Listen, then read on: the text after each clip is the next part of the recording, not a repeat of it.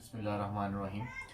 Student parts of speech में हमने noun और प्रोनाउन पढ़ लिए थे डिटेल्ड। आज हम उसके बाकी पार्ट्स करते हैं, बाकी हिस्से करते हैं और पार्ट्स ऑफ स्पीच को आज कंप्लीट करते हैं, बाकी सिलेबस की तरफ फिर आते हैं। अभी जैसे आपको याद है कि नाउन एंड प्रोनाउन हमने कर लिया था। अब इसके बाद हम बात करते हैं आज एडजेक्टिव की। एडजेक्टिव जैसे हमने क्लास में भी बात की हुई है कि एडजेक्टिव ऐसे अल्फाज होते हैं जो नाउन के मीनिंग्स में इजाफा करते हैं, थोड़ा सा ज़्यादा कर देते हैं उसके मीनिंग के अंदर। बात करते हैं, इसकी डेफिनेशन है words which add to the meaning of a noun। ऐसे अल्फाज होते हैं जो नाउन के मीनिंग, उसका जो मतलब है उसके अंदर इजाफा कर देते हैं। जैसे हम कहते हैं ब्रेव बॉय। अब ये नाउन है, नाउन के मीनिंग में इजाफा क्या हुआ? ब्रेव, बहादुर लड़का है। हम बात करते हैं दिस क्लास। अब हमने क्या बात कर दी? दिस, ये क्लास। इसी तरह एग्जांपल हम बात करते हैं बैड एनिमल। बैड एनिमल मतलब बुरे जानवर। अब ये बैड क्या है, दिस क्या है, ब्रेव क्या है, ये सारे के सारे हैं एडजेक्टिव। नेक्स्ट हमारी है पार्ट्स ऑफ स्पीच जो है वर्ब। वर्ब आपको बेहतर तरीके से पता है, बचपन से आपको पढ़ते आ रहे हैं। वर्ब कोई एक्शन होता है, कोई काम होता है और ये एक बहुत इंपॉर्टेंट पार्ट होता है किसी सेंटेंस के अंदर। और इसको हम जो जुमला है उसकी रूह भी कहते हैं। तो इसकी डेफिनेशन क्या है कि वर्ब क्या है? इज अ वर्ड,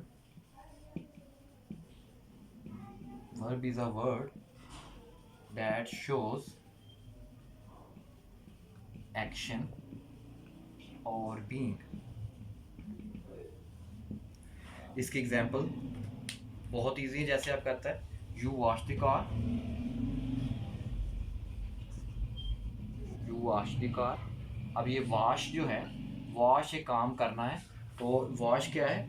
ये वर्ब है आपका इस सेंटेंस के अंदर। जैसे हम कहते हैं वी बाय आ कार। अब बाय क्या है? ये भी एक्शन हो रहा है, काम किया जा रहा है, तो बाय भी क्या है? ये भी एक वर्ब है। ये हो गया हमारा वर्ब कंप्लीट। नेक्स्ट आपका पार्ट ऑफ स्पीच है एडवर्ब। एडवर्ब क्या है? एडवर्ब आपको बताता है कि काम किस तरह करना है। आपने जो वर्ब है, जो काम है, वो किस अंदाज में आप पे करना है, वो आपको बताता है एडवर्ब। डेफिनेशन की है how things are done. The adverb tells. आपको एडवर्ब बताता है कि काम क्या करना है, क्या चीज़ होनी है। इसकी एग्जांपल जैसे कहता है तेजी से, एज क्विकली। तेजी से, ये क्या है आपका एडवर्ब। इसी तरह कहता है स्लोली,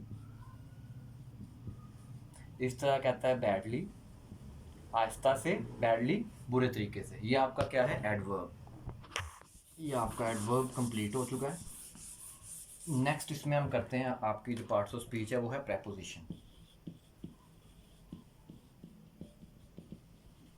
प्रेपोजिशन जो है वो आपको बताता है कि एक चीज़ का दूसरी चीज़ का जगह के हवाले से ताल्लुक, एक चीज़ का दूसरी चीज़ के साथ जगह के हवाले से जो ताल्लुक होता है उसको हम कहते हैं प्रेपोजिशन। तो ये क्या करता है? ये शो रिलेशन, रिलेशन शो करता है जगह के हिसाब से। इसे हम कहते हैं प्रेपोजिशन। फॉर एग्जांपल कहता है इन द स्ट्रीट, गली में। अब ये इन जो है ये है प्रेपोजिशन। इसी तरह कहता है एट द स्टेशन।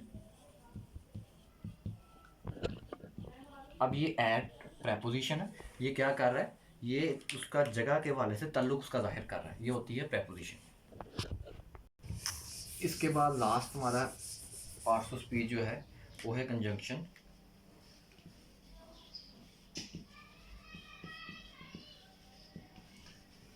कंजंक्शन जो है वो आपको बताता है कि अल्फाज को या जुमलों को या फ्रेज को आपस में मिलाने के लिए जो वर्ड्स यूज़ होते हैं उन्हें हम कहते हैं कंजंक्शन।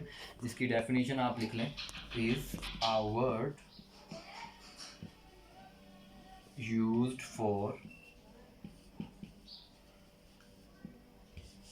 ज्वाइनिंग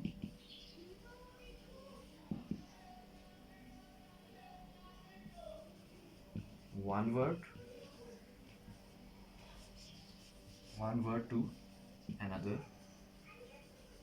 और अच्छा वर्ड भी है, और वन सेंटेंस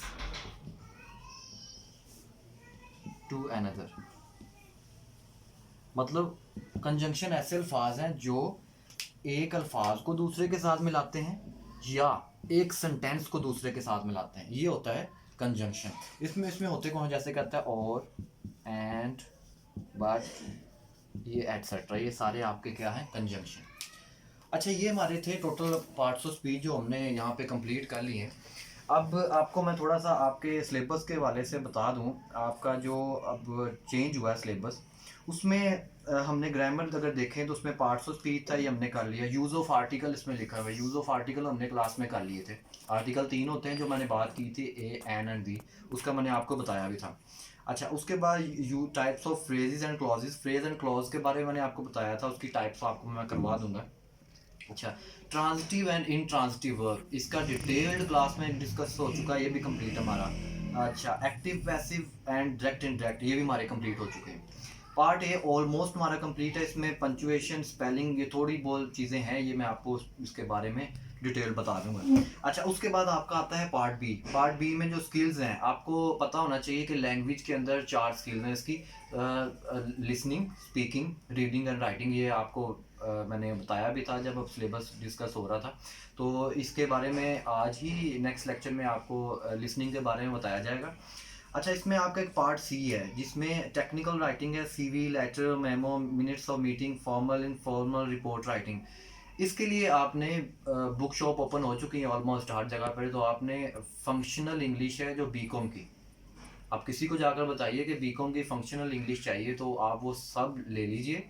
उस पर भी कल से ही लेक्चर स्टार्ट होगा, ये चीज़ें तकरीबन ऑलमोस्ट सारी मैं उस लेक्चर में कंप्लीट करवाऊंगा। तो आपके पास ये सबके पास ये बुक होनी चाहिए। Thank you.